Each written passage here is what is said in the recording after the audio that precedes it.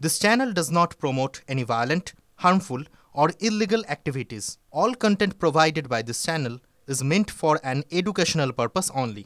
তিলোত্তমার যৌনাঙ্গের আঘাত ফরেনসিক পরিভাষায় পেরিমর্টেম অর্থাৎ জীবন মৃত্যুর মাঝামাঝি অবস্থায় ধর্ষণ। সূত্রের খবর, খুনের রাতে আরজি করের পিছনে মদ্যপান করে সঞ্জয় রায়। মদ্যপান করতে করতে পর্ন ভিডিও দেখে।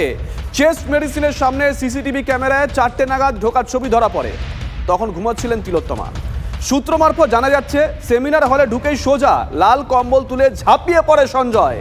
আততায়ীর বক্সিং ট্রেনিং থাকায় জোরে আঘাত মুখে। তিলোত্তমার প্রবল বাধা, সঞ্জয়ের মুখের বাঁ দিকে তিলোত্তমার আঘাতের চিহ্ন। সূত্রের খবর, গলা চেপে ধরে তিলোত্তমার নিম্নাঙ্গের পোশাক খুলে নেয়। সেই সময়ের মধ্যেই তিলোত্তমার মুখ পেটে আঘাত। নিস্তেজ হয়ে পড়েন তিলোত্তমা। ধর্ষণ এবং খুনের পরে সোজা আরজি করের পিছনে গিয়ে আবার মদ্যপান করে সঞ্জয়। সেখান থেকে যায় 4th ব্যাটালিয়নের ব্যারাকে, এমনটাই সূত্রের মাধ্যমে জানা যাচ্ছে। ব্যারাক থেকেই গ্রেপ্তার করা হয় তাকে। তিলোত্তমা খুনে চাঞ্চল্যকর তথ্য পুলিশের হাতে। সূত্রের খবর, ধৃত সঞ্জয়কে জেরায় পুলিশ জানতে পারে ধর্ষণ করে খুনের পর প্রমাণ লোপাটের চেষ্টা করে সে। নিজের জুতো ও জামা কাপড়ে থাকা রক্তের দাগ ধুয়ে ফেলে। ইতিমধ্যে সঞ্জয়ের জুতো ও পোশাক সবকিছু উদ্ধার করে বাজেয়াপ্ত করেছে পুলিশ। তিলোত্তমা খুনে চাঞ্চল্যকর তথ্য। নারকীয় ঘটনার পিছনে একা সঞ্জয় নাকি জড়িয়ে আরো অনেকে, জানতে মরিয়া কলকাতা পুলিশের গোয়েন্দারা। অভিযুক্ত সঞ্জয় রায়ের ডিএনএ টেস্টের পরিকল্পনা তদন্তকারীদের। সেমিনার রুম থেকে বেশ কিছু নমুনা সংগ্রহ ফরেনসিক এক্সপার্টদের। তিলোত্তমার চুল, রক্তের নমুনা, নখ, চামড়ার নমুনা সন্দেহ করেছে ফরেনসিক বিশেষজ্ঞরা। সেই নমুনার সঙ্গে ধৃত সঞ্জয়ের ডিএনএ মিলিয়ে দেখার ভাবনাও রয়েছে গোয়েন্দাদের, বলছে সূত্র।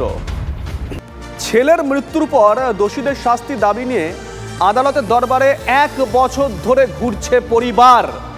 এখনো পর্যন্ত কোনো সুরা মেলেনি। গত বছর 9 আগস্ট যাদবপুরের হোস্টেলে মৃত্যু হয় সেই পড়ুয়ার। সেদিনের পর থেকে মানসিকভাবে বিপর্যস্ত গোটা পরিবার। আজও তারা ফিরতে পারেননি নিজের বসত বাড়িতে। মামার বাড়িতে এখনো পর্যন্ত কোনো রকমের দিন যাপন করছে ওই ছাত্রের পরিবার। তাদের স্বপ্ন নিভে যাওয়ার পর থেকেই বিচারের আশায় আজও সেই চোখের জলে প্রহর গুনছে পরিবার। আবার সেই 9 আগস্ট, এবার আরজি করে চিকিৎসকের মৃত্যু, যা বারবার তাদের পুরনো স্মৃতিকে উস্কে দিচ্ছে। ভেবেছিলেন তিলোত্তমার মৃত্যুর খবর পেয়ে ওই পরিবারের পাশে গিয়ে দাঁড়াবেন, কিন্তু মানসিক আর শারীরিক অসুস্থতার কারণে তা সম্ভব হয়ে ওঠেনি ওই পরিবারে। তারা চান সংসদে আইন ব্যবস্থার বদল করা হোক, দ্রুত সম্পন্ন করা হোক এই আইনি ব্যবস্থা, তবেই দোষীরা উপযুক্ত শাস্তি পাবে। দেশে যে বিচার ব্যবস্থা যে এত দীর্ঘদিন ধরে টাইম লাগছে, এতে মানুষ তো ভুলে যাচ্ছে যে মানুষের ভয় ভীত সবই কমে যাচ্ছে।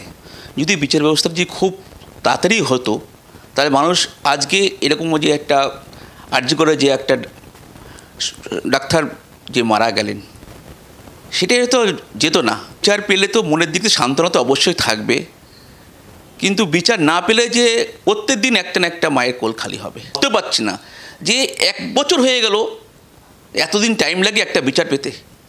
এটা সবাই জানে যে কী ঘটনা ঘটেছে, এটা দেরি হওয়ার তো কোনো দরকারই থাকে না। সরকারকে প্রথমত কঠোর হতে হবে।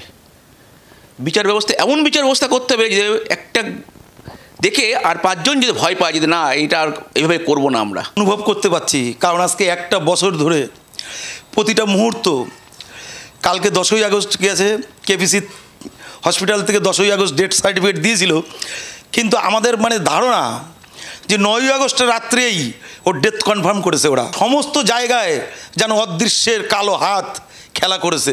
আজকে অকর্মণ্য প্রশাসক যাদবপুরের, যারা কারে অঙ্গুলি হেলনে চড়ছে জানি না, এদের মাথার উপর আচার্য আছে, তিনি কি করছেন জানি না। আজকে এই 1 বছরে যদি কঠোর দৃষ্টান্তমূলক শাস্তি হতো, এই আরজি করে ঘটনা অ্যাভয়েড করা যেত।